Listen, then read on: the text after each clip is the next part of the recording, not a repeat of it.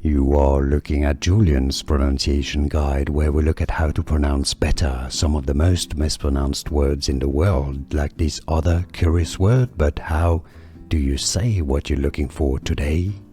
Let's learn how to pronounce this word once and for all correctly. Yes, it's very confusing, but the pronunciation is pretty straightforward once you know Fissiparous. Alright, let's break it down. Fissiparous.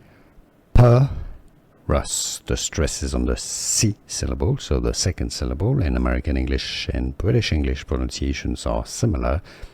Fissiparous. Fissiparous. Easy once you know Fissiparous, and now you know.